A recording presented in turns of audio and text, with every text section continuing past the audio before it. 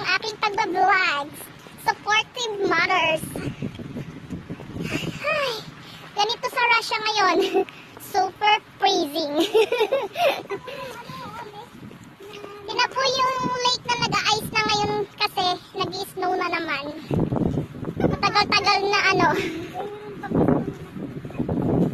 O hindi kasi malamig na para ka nasa ano, parang okay, mali pala. O sige.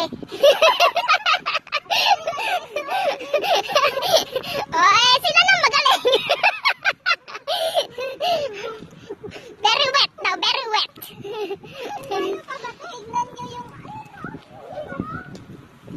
Malapit na po ang Vegas. So, diyan, pwede kang nag-skate. Di ba dito may nag-skate? Mads, di ba dito may nag-skate?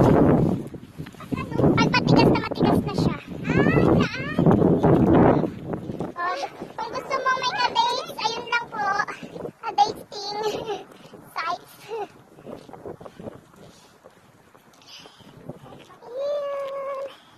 Lag. Anong aso? Yung mga suot po namin. Shoot po namin. Para na po kaming aso malaki. Ay, aso.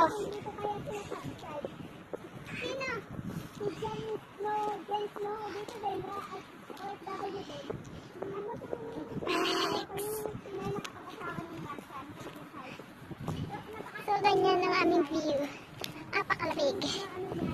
Sige po, balikan ko po kayo mamaya pag nasa loob na po kami ng Vegas Mall. Malapit na po, yun po, yun. Doon na po yung aming pupuntahan. Yan po. Continuing.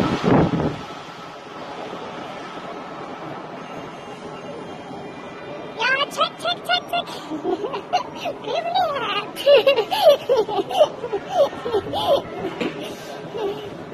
Dito na po kami, nakain na po kami. Papacheck kami ng mga blood. So, yan. Po kami sa Vegas. One of the more beautiful in Moscow. Tama ba yun, Ate Bing? Tama ba? Isa sa pinakamagandang mall dito sa Moscow. Ito yan. Ben? Ano? Dirk. Saan tayo? Saan tayo mag-umpisa? Where?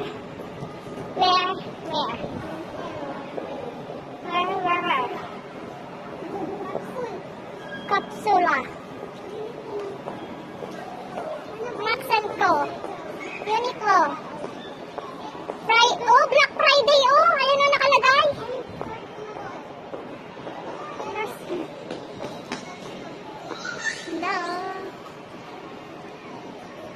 Doon tayo sa gitna, may magandang view doon. Ha? Pwede kikya mo po. Ano nga, Ate Bing? Mag-ilaw ka na lang. Hello! Sa pamamasyan ng mga gala.